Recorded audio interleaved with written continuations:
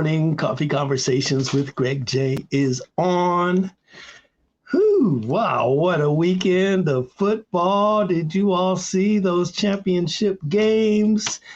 You know, man, I was kind of pulling for our man Lamar Jackson and the Baltimore Ravens, and they just couldn't get it, you know. And I feel bad for the young man that fumbled the ball as he was going into the to score the touchdown. You know, wow, what a heartbreaker right there. But you know, it is what it is. Kansas City Chiefs going to the Super Bowl to face the San Francisco 49ers. What a ginormous victory for San Francisco. They were down. It was looking kind of bad at halftime. It was 17-7. It's like, oh, this one is over. But they came out gangbusters and won the game. Man, what a great thing for San Francisco, and what a great thing for Kansas City. Now all eyes are turned to Las Vegas a week after next. They're going to Las Vegas for the Super Bowl. And man, I wish I could be up there, but you know, my pocketbook ain't that strong, so I won't be in Vegas to celebrate. But you know, it's so interesting to watch the phenomenon of football. You know, in America, it's a big deal. And as you know, that here at Coffee Conversations, where we have casual but compelling conversations from a decidedly global perspective, we are enthralled in the United States with our football, right? But when you go over to the continent of Africa, you know, football is soccer. Okay, it's so funny. I remember I went to South Africa one time. Man, it was during the March Madness, and I went down to the bar in the hotel to ask the brothers to, you know, turn it to the March Madness, and the brothers looked at me like I was crazy, you know. And I said, "Well, man, what's up? Y'all don't watch basketball? You know, y'all don't watch football? You know, what do you do?" And they all looked at me and said, "Soccer." And, you know, in all of my travels, I see how huge the game of soccer, or football, as they say, is. And so just as we are enthralled with our NFL playoffs and the Super Bowl and all of the hoopla that's going on right now, over there in Africa, our brothers and sisters are enthralled with the Africa Cup of Nations. It's a big deal. Africa Cup, you know. AFCON, all the nations send their national teams into a big tournament, and it's a big deal, right? Trust me on that, big. So all the way from Accra, Ghana, to help us gain an understanding of that, I reached out to sports journalists, radio and TV, and just an all-around good guy. He's over there in Accra, Ghana. We'll bring him in first here. Thank you so much, Brother Edward Aiken. Well, thank there you are, Edward. Thank you very much, Greg. Thanks for having me. Yes, sir. How are you? Yes, I'm doing great. Just about to have a cup of coffee with you. Yes, as you should. I have mine. What time is it where you are now? 7:11 p.m. Yes, see, wow. Yeah, Interesting. Well, you know, we were talking in the ready room there, and you know, I was asking you, do you follow American football much? And you said, not so much. But once it has football in it, why not? There's one ball that everyone is following, and I think it will be quite easy to comprehend since it's football. So yeah, I don't follow it much, but hey, I would love to get to know more about it and follow it more, because it has football in there. We're going to make that happen right now. Let's see if we get our other guest in. I think he might be ready. Let me see. Rodney Knox, how are you, sir? I'm good. Hopefully you guys can hear me. Yes, touchdown. Good to have you, Rodney. Yeah, good to see you also, Edward. How you doing? Yes. Doing well, Rodney. Oh, man, I am so honored here to have both of you on. I know, Edward, we met when I was on my last trip to Ghana, West Africa, and I learned a lot about, at that time, the World Cup was going on. And you put me up on what was happening in the World Cup and everything, and I was able to see for myself, you know, the fervor that fans have for the sport soccer or football, as we say. And Rodney, we grew up together, and listen, since we were children, Rodney always had the football in his hand or baseball mitt or something like that, and gone on to. He was marketing executive at the San Francisco 49ers. I was thinking about you, Rodney. I said, I was going to call you, but I said, no, he's probably into this game right here. What is it like in the offices when you win get to the level where the 49ers are now? You've been there. Well, thanks, Greg. I appreciate that. I was blessed enough to be there 4 times, as a matter of fact, through my 20 years that I was with the Niners. And it's amazing. It's adrenaline like you can't believe. I was at the game yesterday, actually helping my predecessor in my former job and the director of comms and marketing there. So it was thrilling to be there, but I was more thrilled for those folks that are going through it for the first time than someone like me who's been through it. But it's exciting. It's what you strive to get to. Again, there's a lot of blood, sweat, and tears and hard work that goes into that accomplishment. And I mean that at every level, every position within the team. Our former head coach, Bill Walsh, used to always talk about the fact that the person that is in the cafeteria, maybe preparing the food, is just as important as the starting quarterback. It takes that type of overall team unity and commitment in order to reach that goal. So now the Niners are back in the Super Bowl. It's a beautiful thing, and hopefully they can complete the task. Nice. I'll ask you the same thing I was asking Edward, and I already know the answer, but share with us, what do you know about soccer? I know that in most places it's called foootball, right? Yeah. F-U-T-B-O-L, and it's a U.S. kind of translation of the game. So I enjoy the game a lot. I have a son that played collegiately here and kind of watched his development and tried to coach him a little bit early on. Love the game. I do think, unlike American football, it's more suited for multiple body types. American football, you got to be a pretty big guy for the most part if you're going to play. But football is really a game that's suited for that, and it takes so much athletic ability, and then obviously with the training and the skill sets that you learn from the dribbling or defending whatever area of the pitch you're going to be a part of. I love the game. I enjoy watching it. Mm-hmm. Rodney, what we're doing here is bringing the contrast together. I'm trying to get you over to the continent with me here. Yes, you have. Yes. Well, Edward is coming in live from Accra, Ghana, as a guy who I met and found out that he was a journalist, sports journalist covering football in Ghana.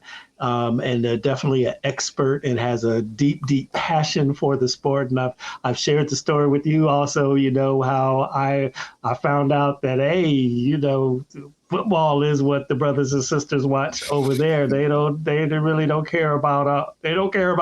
It's really, really funny. But just as we are enthralled with the playoffs that have been happening as a nation, now the Super Bowl has got everybody's imagination. Our brothers and sisters over on the continent are enjoying the Africa Cup of Nations. And I'd like to, Edward, just tell us a little bit, first of all, what is that? And then tell us who is the favorite going into, I guess you're getting ready to be the final 16. Who's the favorite? Yeah, so the Africa Cup of Nations is the flagship tournament of the Confederation of African Football. It was started in 1957. It's in its 34th edition. It actually started with only three teams in 1957.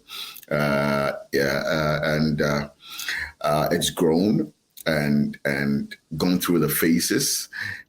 In 2016, it was actually there was a proposal from the then president Ahmad.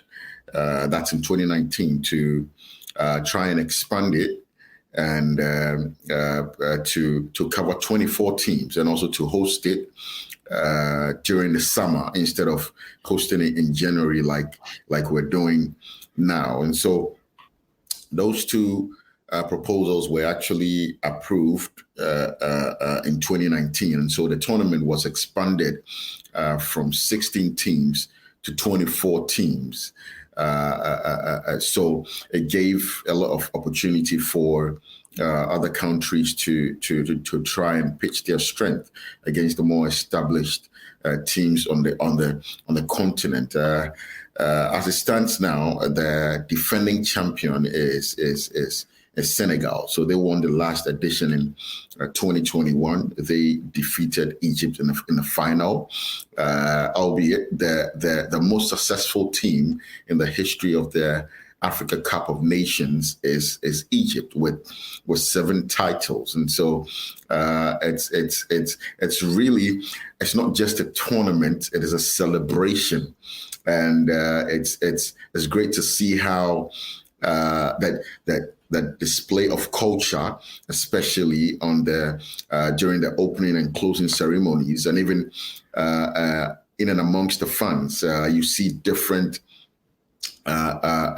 ways by which the fans, cheer their teams on. You find out that there's a way by which Ghana cheers its team on. There's a way by which Nigeria does it. There's a different way by which Zambia or South Africa will do it. But then the fans also bring that sort of feeling. They bring that sort of celebratory feeling to the tournament, and they are a key part of the AFCON. They are ever present in the AFCON, and they bring a lot of color. They bring a lot of life to the tournament. So it's not just a football tournament. It's a celebration of culture and football on the African tournament. If you ask me who I think would win the tournament, I think Senegal is looking pretty much very good. Defending champion Senegal are looking quite good to retain their title because they have quite a number. They have a good blend of experience and youth, and they have their fans on their back, and they are really playing some good football. So that's it. Now, you mentioned that, the nations, the fans have different ways that they cheer their teams on. So it's like when I watch Bafana Bafana in South Africa, the fans are like blowing the yes. Is that special to them? That's very special to them. And the vuvuzela came to light during the World Cup in 2010. That was actually held in South Africa. And so the vuvuzela is a South African thing. It's a South African instrument that produces a train-like sound, and it's very, very unique to the South Africans. If you come to Ghana, we do not use the vuvuzela. We do a lot of drumming at the stadium, drumming and singing, and using all types of local instruments to produce sound and produce a melody that the players on the pitch would actually be spurred on by. If you go to another country, so recently I was watching one of the matches, and I think the fans took out their phones and turned on their torches. All of them turned on their torches, yes, on their phones, and it created a beautiful scenery. Yes, so there are different ways by which different people celebrate football during the tournament.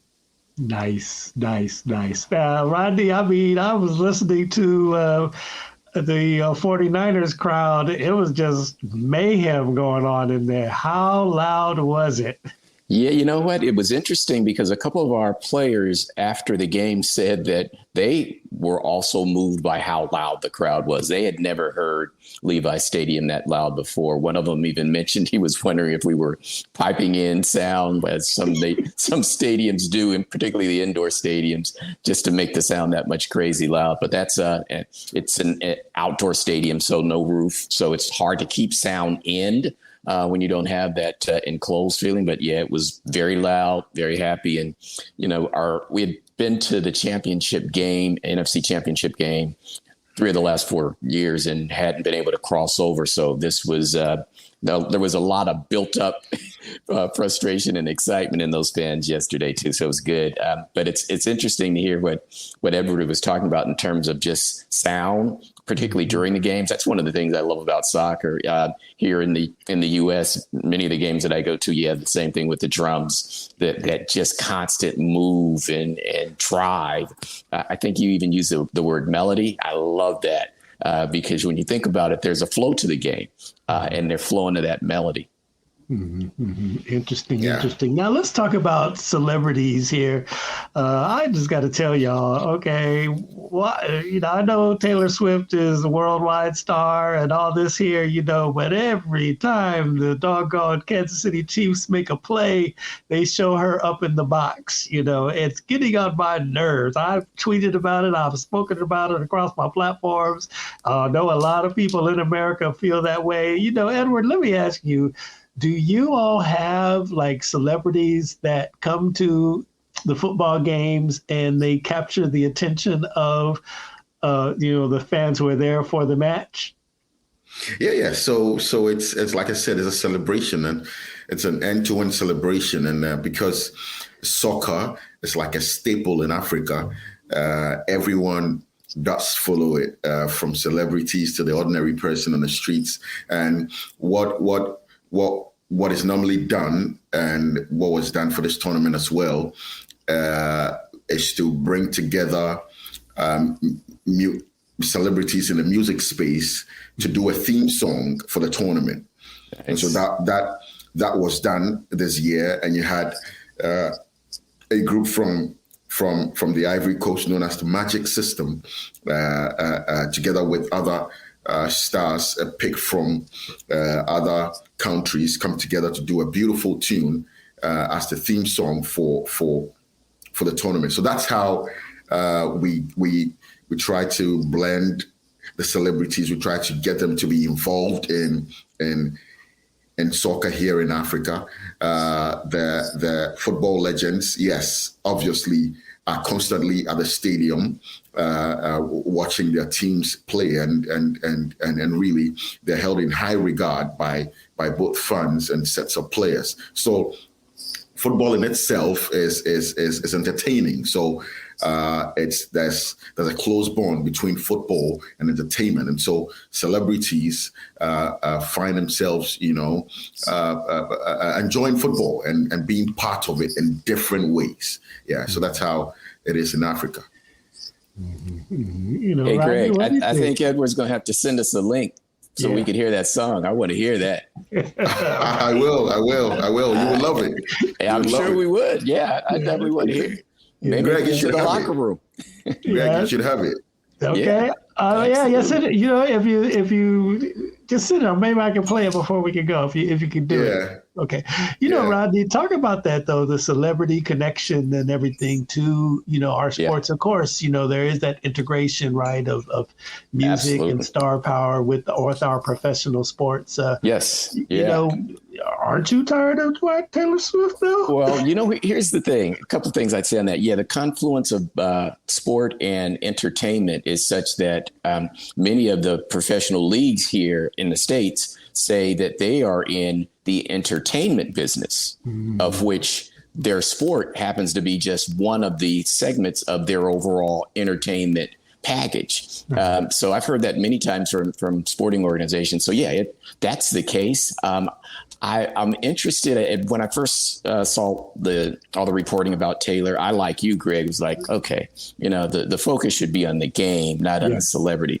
The reality, though, is that it brings a lot more eyes to the game and attention to the game from folk that aren't necessarily football fans, but they are Taylor Swift fans. I've seen a couple of national news stories where they have dads that are now watching football games with their daughters because they're more interested in the game now because of the Taylor Swift connection. So that actually helps. If you can get more people exposed to the game, that's a positive. And particularly if they're doing it like in a family situation where they're bonding, that's beautiful. The other thing I'd say just real quickly is that in as much as, they've probably overdone it with Taylor. Just think about at NBA games on television. Most often they will show you courtside who the celebrities were, particularly when the Lakers were on their run. And even today in Hollywood, Greg, you're there.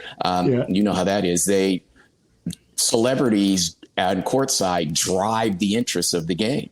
So it's just it's unusual that they're seen so much on television during football games. But the whole celebrity to sport connection is absolutely there. And I think that really is a positive for both sides of the coin. Yeah, that's very true, Greg. Just to add, even in Ghana,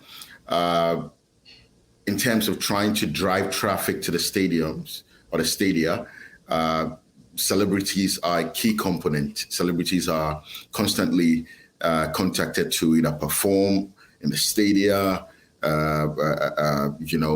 just say something about the matches, do some promotions for the matches as well. Because like Rodney said, there's that confluence between football and entertainment. Now, soccer is seen as a component of entertainment in Africa. So celebrities are a key cog in that wheel, and they're used very much here in Ghana, in Africa, to try and drive the traffic. Because if you have a celebrity at a stadium, that could be some good reason for a fan to pay to go to the stadium. So there's that relationship between celebrities and soccer here. Let's talk about the legends of the sport. Like, okay, I saw Joe Montana out there, saw Jerry Rice, I saw, it was really good. And then even with the AFC playoff game, Rodney, they brought their old school heroes out to fire up the crowd and everything. I really love that stuff. And then I would like to just publicly give you props on your piece you did on the late Jim Brown. We talk about sports legends that we know very, very well here in the States. Edward, I want to know, just call out a few of the legends of the game, both on the continental level and then I guess you could say locally, nationwide in Ghana. All right. So over here in Ghana, we have Asamoah Gyan, who is Africa's top scorer at the World Cup as it stands. Great player, retired just recently. He's been at the AFCON. We also have the likes of Samuel Eto'o, who played for FC Barcelona, as well as Inter Milan at some point. He's now the FA chief in Cameroon. You also have the likes of Didier Drogba, who was a cult hero in Chelsea Football Club, made a name for himself in London. He's also gunning to be FA president in Ivory Coast. So such is their involvement that CAF is giving all these legends ambassadorial roles to play during and after the tournament, because football does not only thrive on the current players, it thrives on what the legends do in and around the game as well. So there's a plan to really use their influence, use their network, use whatever they can bring to bear on the game here in Africa. So legends are very much involved. And like I mentioned, at every game during the tournament, you'll find a legend or two there. Yeah. Who's your favorite legend there, Rodney? You met them all, too. I mean, You mean among American football players? Yes. Oh, man, you know what? I get in trouble if I said I had a favorite. I've been blessed enough to have worked in the NFL for 24 years. So obviously there are a lot of athletes that have come through there. I think the last time I counted, I personally worked directly with, I think it's now 9 Hall of Famers. Wow. It's either 9 or 10, and a Hall of Fame coach. So, I just had a blessed career. I put it this way. I think that just as Edward talked about, I think it's really great to tap into those legends and to make them feel like they're all still a part of the game, because they are.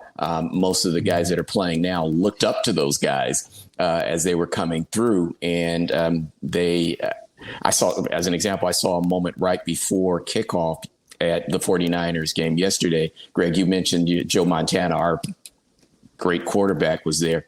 Deebo Samuels are one of the current wide receivers on the team. I saw him make a point to run up and give Joe a hug. So again, it's that connective tissue from the past to the current that Edward spoke about in terms of how they're trying to do in the continent. We try to do here too, and I'm glad that that's happening on both sides.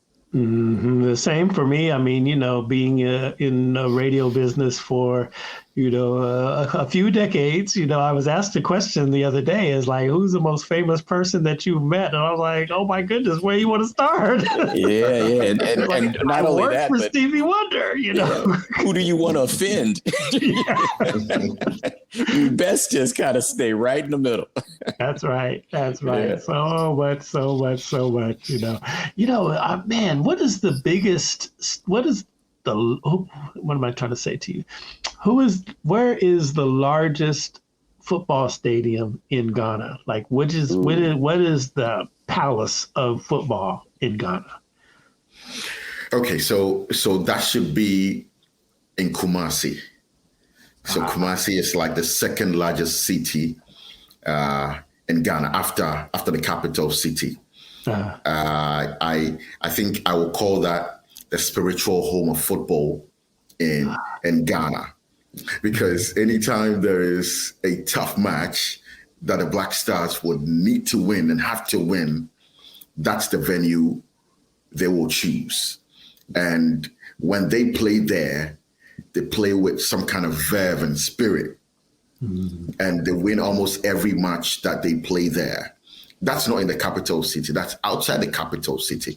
But the fans in that city love the game so much so that the stadium is filled to the rafters every time there's a game. And you know what they say in football? There is the 12th man, and that 12th man is the fans. So if you have the fans on your side, you're not just 11 players, you're 12 players actually. And so if there is a match that the Black Stars have to win, the stadium in Kumasi really is where the team, goes to actually do it. And it's a fortress. It's a fortress in African football. A lot of the countries know about that stadium. There have been a lot of memorable victories that our teams in Ghana have chalked in that stadium. So the stadium has a name for itself. It's one of the fortresses in Africa, and it's called the Baba Yara Sports Stadium, named after one of Baba Yara Sports Stadium. It was named after one of Ghana's foremost football administrators. Nice. Hey, Greg, you need to put a match in that stadium on your tour. Very true. Then I might come. That's right. Very true. Very true. Nice. Man, Levi Stadium looks pretty nice. So just to add, let me just put some context to it. So in 2018, in the run-up to the World Cup in Russia, Ghana had a playoff match against Egypt. Now, Egypt is a powerhouse in African football. And Ghana had to play Egypt to qualify to play in the World Cup in Russia. Now, this is what happened. Ghana took Egypt to that stadium, the Baba Yara Stadium in Kumasi, and beat Egypt by 6-1. Wow. By 6-1. Wow. And they didn't know what I hit them. We hit them for 6 in that very stadium. Yeah. Wow. So it's a fortress in Ghana. Nice. That's the Baba Yara Stadium. Yeah. Love it. Nice. Now let's talk about Levi Stadium here. I don't want to talk about SoFi a little bit, but Levi Stadium looks pretty nice there. Yeah, Levi's Stadium is nice. I would say this again. I mentioned the players earlier talked about the energy and the noise level at the game yesterday. I do think that, as Greg, the 49ers played many games at Candlestick Park. That was kind of their stadium and their home field, and there were certain home field advantages that you had there. Levi's is developing that the team has been there, I want to say maybe 8 to 10 years now. I don't know the exact number, to be quite honest with you. But it is, when you win big games, that helps just add to the legacy, right? So this game that just happened yesterday will start kind of adding to the kind of the storied piece that you want to have in a venue, much like Edward just described about the venue where they took on Egypt and beat them so convincingly. So Levi's is coming, but again, so many of as an example, the previous championship teams that the 49ers have, and they've won 5 Super Bowls. All 5 of those Super Bowls were won during the time that the 49ers were playing at Candlestick Park. So that's why a lot of the 49er faithful, as they call their fan base, really identify with Candlestick. But hey, again, Levi's is getting a name for itself. Keep winning games like yesterday. Yes. We have the brand new SoFi Stadium here in LA. I've never been there, Greg. Inglewood, I should say. The Inglewood, exactly. I hear it's beautiful. I haven't had a chance to get in there. I want to get in. They hosted a Super Bowl there a couple of years ago, right? They hosted the Super Bowl the first season, yeah. Right. It is a fantastic facility. I mean, I hear is off the chain. I have not gone to a game yet there, but I've gone for like when they have open houses and give us the tour and everything. And when you go in there, it's like Disneyland. It's very, very cool. Oh, that's great. And then they have in the design of it, if you notice, there's kind of these arches that swoop down on outside of them. Well, inside of one of the arches is a full-on concert venue. I think there's 12,000 seats in there. Ooh. So you can go and see your favorite band and everything. It's a great entertainment facility. Right across the street is now for basketball. The Clippers are building their stadium, and that's the Intuit Dome, and it's just fantastic. Venues are coming up, but this discussion here just leads me to talk about team ownership. You have Kroenke is the one that is a multi-billion billionaire, and he is based out of Denver, but he, built that stadium. He owns the Rams, the Los Angeles Rams. I recently learned he also owns the Arsenal over there in England. Wow. Yeah, okay. Yeah. And so who are some of the big owners that you have met, Edward? Do you guys have private owners, or how does that work? Like, are the rich people in Ghana owning teams, or what's happening? Yeah. So there's a lot of interest in soccer in Ghana because it's actually the major sport in Ghana. So there's a lot of private sector involvement in it, and it's very open. A private individual could own a team and register it as a private team, and that team would have to go through the phases, go through the divisions, and play in the top division. So it's more open.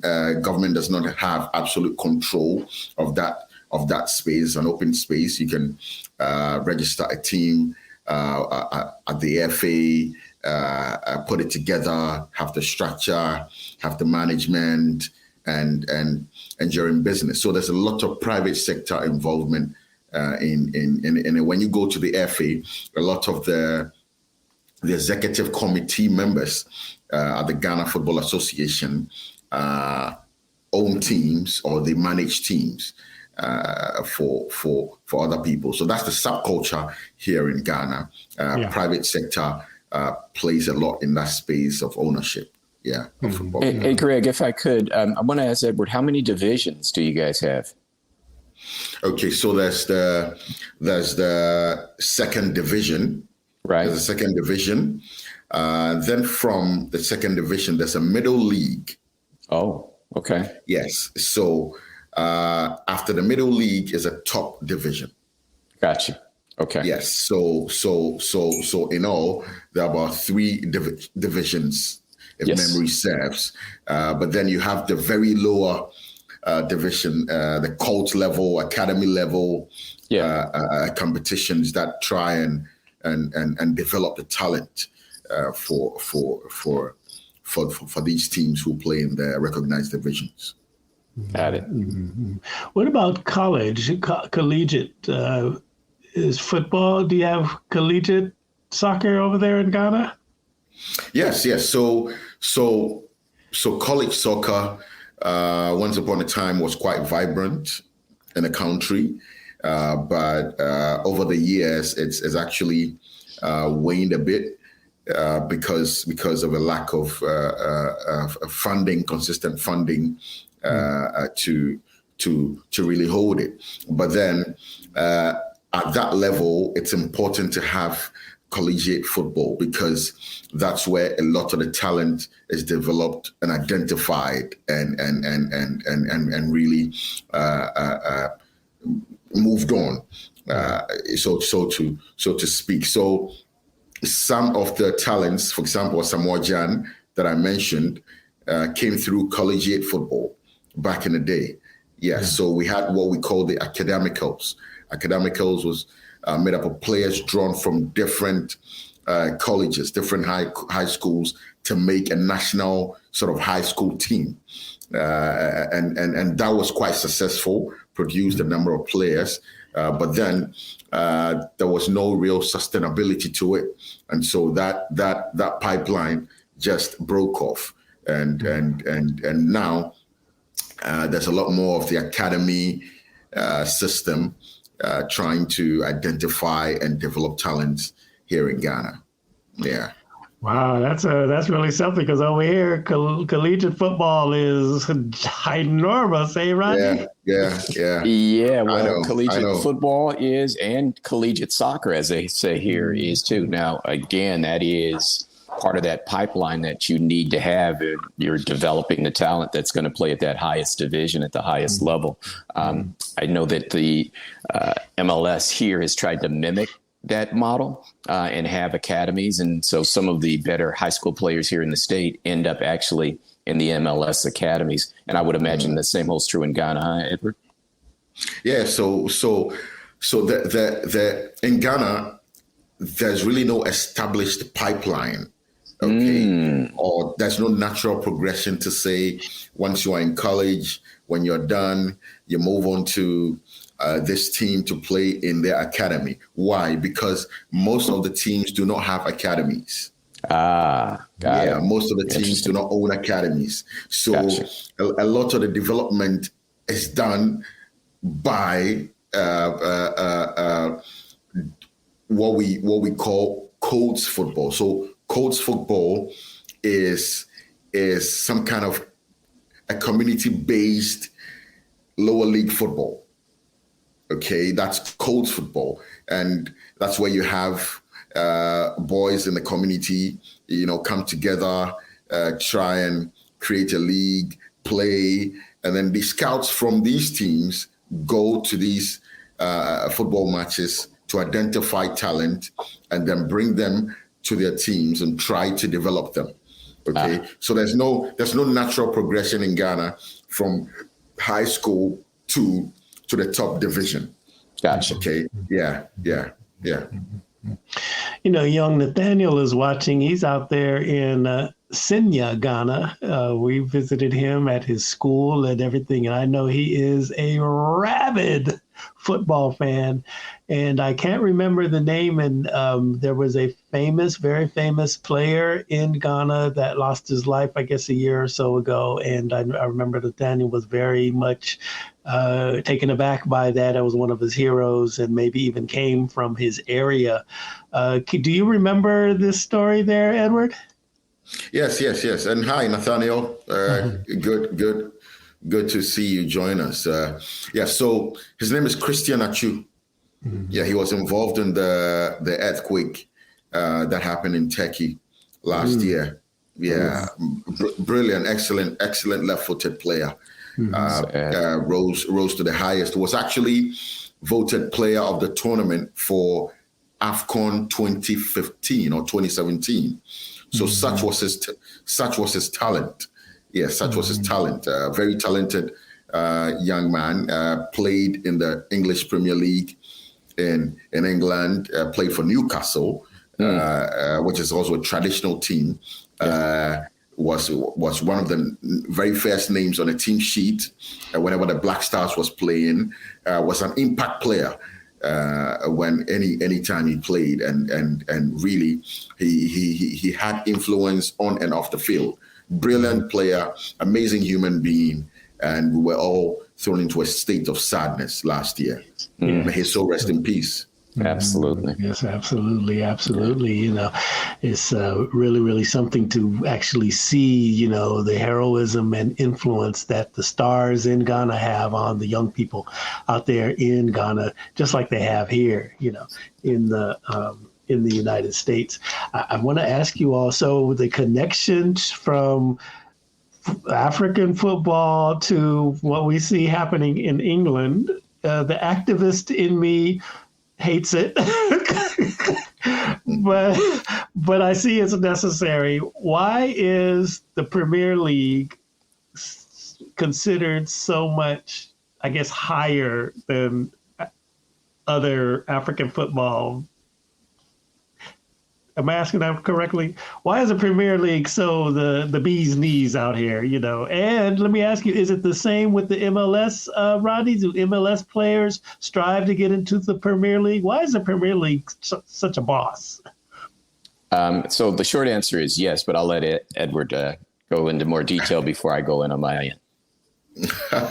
Okay, so it's a number of factors. One of them is investment.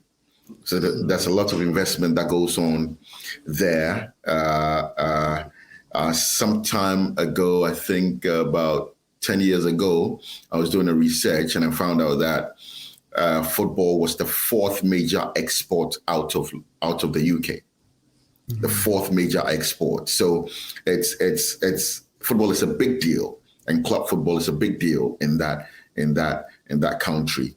What they have done is to invest properly in infrastructure, invest in good wages, and invest in very good management that has enabled the league to have some integrity, to say that there's nothing fishy that goes on there. Everything is quite transparent. And what they have succeeded in doing is to really commercialize that league so much so that it's watched across every continent. And that has made it a very, very relevant football league, because it might not be the best league in the world by way of how strong the football teams are or the brand of football that the teams play, but it is the most commercial league in the world. It is the most watched league in the world because of how they have branded it, because of the level of investment, and because of the kind of coaches and players that they are able to attract into that country. Now there's something happening. Okay, there's now a lot of American ownership in the English Premier League. Okay, there's a deliberate attempt by a lot of American owners to own teams in the Premier League, and that instantly tells you that there is something that they're doing right there, and they are attracting a lot of investment. So you talk about Liverpool, you talk about Chelsea, you talk about Brighton and Hove Albion, you talk about Manchester United, you talk about, and I heard you mention the owner of Arsenal. That's Stan Kroenke. Kroenke, yeah, that's his name. Yes. So you can see that there are a lot of Americans who are trying to own stakes in English football teams just because of how it's being run, because of the level of investment, and because of how commercial that league is. I'll leave the rest to Rodney. That's it. I mean, you hit all the points right on the head. That's exactly it. I'm going to use this opportunity, though, Greg, to use a little analogy while taking a little shot at one of a longtime rival. I would say that, and the piece about it, the English Premier League not being necessarily the best, but it is the most attractive. Just think about the Dallas Cowboys. they're not necessarily the best, but they've done a great job throughout the course of their history with branding and marketing and packaging and investment, as Edward said, so that they're an extremely attractive destination for many athletes and coaches and administrators too. But they're not necessarily the best. And yeah, that's an unveiled shot at them. Yeah. Wow. What do you think, Rodney? What if we made a tournament here in the United States featuring African nations? You think that would fly? I do. I really do. I think that, again, the MLS has done a great job over the years to get themselves in a position where they have some notoriety here in the States, and the players that are part of the MLS have notoriety here. The game, they've helped grow the game and interest in the sport here in the U.S. And I do think, the novelty of it all, particularly as a first year enterprise, would be really interesting. And I do think it would be well received here in the States. Absolutely. Here on the West Coast, when we see, soccer or football, I mean, here in LA, we have two stadiums. You have the BMO Stadium with the LAFC, and they were champions. Was it last year or a year before last? And they recently, I know it was a world championship. Yeah, year before last. Yeah. And then the Galaxy, right. So attractive. They had David Beckham was one of their, sure. mainstays and everything. They have their own stadium down there in Carson, California. Yep. But we see mainly when we start talking about international competition, it's mainly the Latin American nations here. The what's it called? Copa Americano. Copa America. Yeah, right. That's a big deal, over here. But you don't really hear about like AFCON and some of the other things. We do see more Premier League on our network television here as of late. Why the geographical divisions? Is it just because we're regionally placed, or how do we expand the audience awareness of all of the globe of soccer games, football games, and everything? Why is it so heavily the Latin American nations that we see here on the West Coast? Well, I'll start, and I'll let Edward, who knows more about the game than I do, tons more. I think one of it, Greg, you said, is proximity. It's just that, the athletes themselves, and with that proximity becomes exposure. So some of those athletes that you see that are in the MLS that may have come here from South American countries, they bring an audience with them because some of the audience has already seen them in their native countries playing. And I think a piece of that also is the fact that it's about kind of the how we can make this more of a global village, the sport itself, more of a global village, and do more outreach. There's just not a lot of coverage of the tournament that Edward's talking about, the teams that Edward's talking about. There's not a lot of coverage of that here in North America. So there needs to be probably much more of a groundswell and from the bottom up, probably in terms of interest level. And that's much more the kind of the direct-to-consumer marketing that goes on these days anyway. So probably the use of social media to help the audience here have more awareness of not only the games, but the teams, the stars. I should say matches. Edward? I'm sorry. Let me correct myself. Say that. The matches, yes. Let's talk about that. We'll answer the question first, Edward, and then let's talk about the terminology. Like, as we say football field, but it's a pitch, Okay. Yeah. So if I understood your question well, you're asking what the reason is for the reduced interest in the MLS. Yes. Is that what you're asking? Basically speaking, we see more when we talk about global competition. We see more of the Copa Americas, right? We don't see AFCON or some of the other global festivals, global tournaments. Yeah. So obviously, I think you see more of the Copa America because you're quite closer. time zone is quite favorable. But when you bring it to Africa, time zone becomes a bit of an issue because you would need to, aside people going to the stadia, you would need to have eyeballs who would watch it on television. Now, if a match is being played at 7 p.m. in the US of A, you can imagine what time it will be in, let's say, Ghana.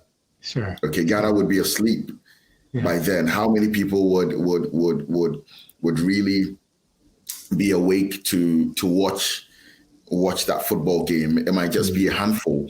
So on the commercial side, on the marketing side, there's not enough figures, okay, to try to work with, because you need the eyeballs, you need the stadium attendance, you also need the number of the viewership, okay, to be able to get some more investment into the tournament, and that's why I think that AFCON is not really a big deal in the US of A. But I think that we can change that. We can change that by, one of the ways is by having the tournament you spoke about, just so that we promote African football, and then start with the Black community, get them to start to have some interest in African football. And like Rodney said, we could start using the social platforms, because we're a global village now, and really we need to make use of the digital space to try and market and promote these things. So I think that it's something that is quite bound to happen. Very soon we would have a lot of attention on the AFCON from where you are, but then there must be a deliberate plan and a deliberate effort to get that done. I'd like to ask you, I'm very curious. I know when, so if I go, now we talk about direct to consumer. Now, let me just kind of go from the street level here. So if I go over to my favorite taco spot or a bar or restaurant to watch the NFC championships, the AFC championships, big Super Bowl parties are going on and everything, I see a lot of women cheering and knowing more about, the NFL than I do. They're wearing their jerseys, they're everything. They are really driving the culture, the popular culture in fandom, right? And so I would love to know, Edward, is it the same in Ghana? I mean, are the sisters also, participating in cheering for the Black Stars?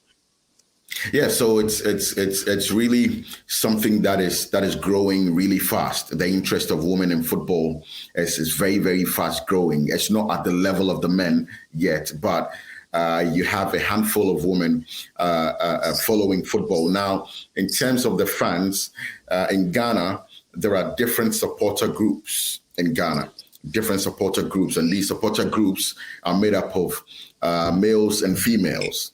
And so when you bring all of them together in the stadium, you have a mix. So currently, if you follow the AFCON, you would see that in the stadia, there is some female representation in the stadia, drawn from supporter groups. Some come with their boyfriends, husbands, family, just to see it. Yeah. So the interest from females is growing quite rapidly, but it's not yet at the level of the male. Is there a league, a women's league in Ghana? Yes, there is. There is a women's league in Ghana, Nice. which is quite vibrant. We have the national teams as well. There's the Black Queens.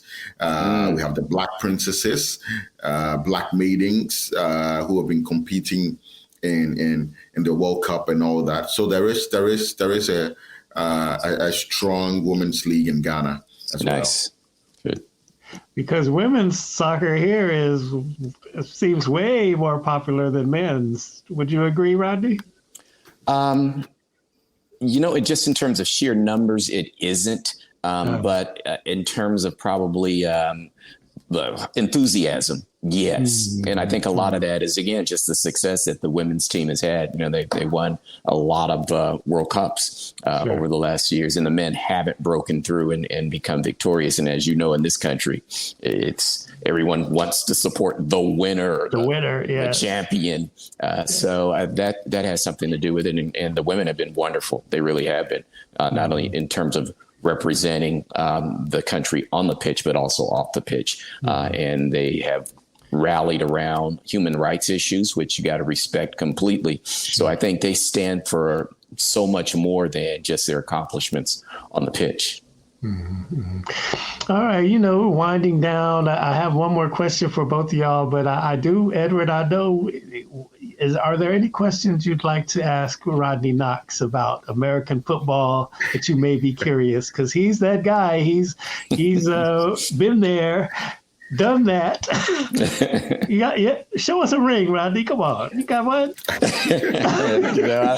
I don't have them like sitting around like, hey, I'm gonna put on this one today. Not like that. But I'm very happy I have them. I'll put it that way.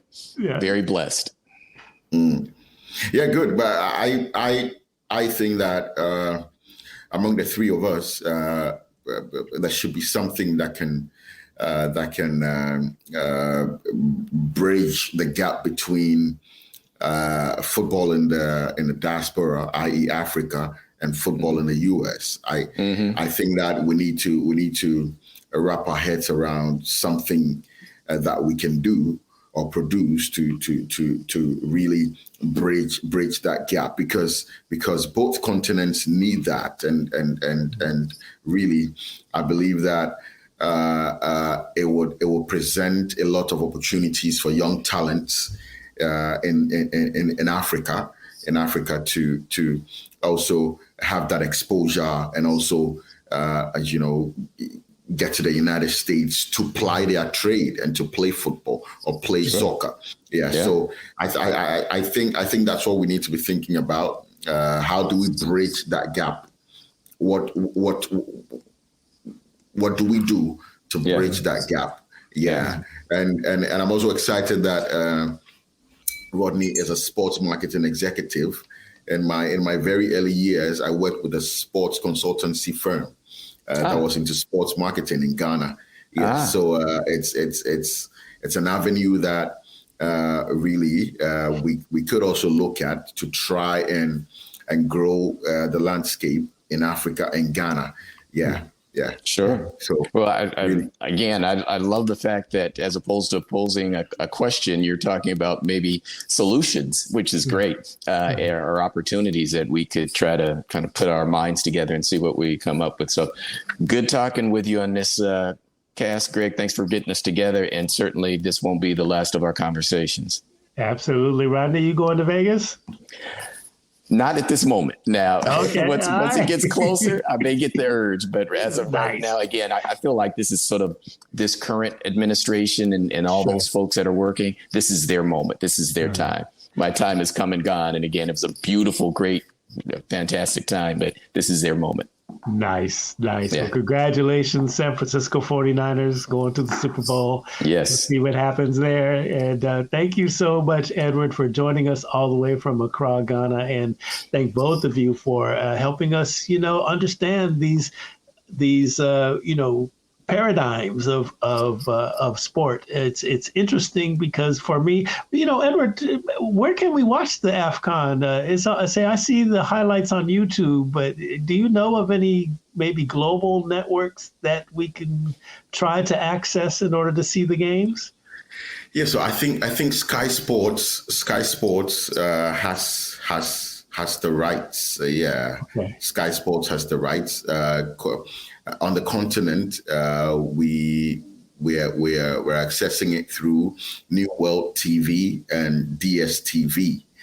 Yeah, but I think Sky Sports will be your best bet. Yeah, Sky Sports. Yeah. I know y'all see Sky Sports on all those apps that we're downloading to operate our smart TVs now. So I see them out there. So Sky Sports is the place, y'all. And so you're calling Senegal has a chance to get it, eh?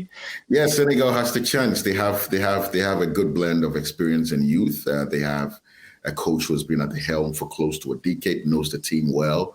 The team understands his methods. He has a grip on that team, and in 2021 was the first title they had won in Africa. Yeah, so you can see there's some hunger, there's some appetite for more, and they're playing some very good football. They actually have a cracker coming up, I think tomorrow or later today, against Ivory Coast, the host nation. That would be one to watch. That would be a cracker. But I fancy Senegal. I fancy Senegal to go through. All right, very good. Rodney, any last words for us? No, again, just thanks again for making it happen. As I said, I hope this isn't the last conversation. It's been really enlightening, Edward. I appreciate you and you making the time and sharing all the insight and information you just did. Appreciate you. All right, y'all. Thank you so much for watching this, and thank you both for coming, spending your time with us there. Cool. All right. Yeah, Coffee Conversations with Greg J is on. Man, what an opportunity that is to have a global conversation with sports experts and sports, pundits, if you will. We're saying that, while we have the fervor of the Super Bowl going on right here in the United States, we just finished an exciting weekend of football, with the AFC championships and the NFC championships. Now we're looking forward to the Super Bowl, and we're all going to our parties, got our jerseys, all that kind of stuff. But over there in Africa, that's going on too with the AFCON, Africa Cup of Nations. That's what's going on. Thank you so much for listening. Get us on Facebook page, Coffee Conversations with Greg J. Our website, Beach City Radio, beachcityradio.com. We're going to repurpose the audio to put it out there as a podcast wherever you get your favorite podcast. Just type in Coffee Conversations with Greg J. We're on Spotify, iHeart, Apple, Google, just all of the various major podcasting platforms. You can find the podcast right there. All right, y'all. Thank you so much. Love one another, okay? We need it. Love one another. Love one another. Peace and blessings.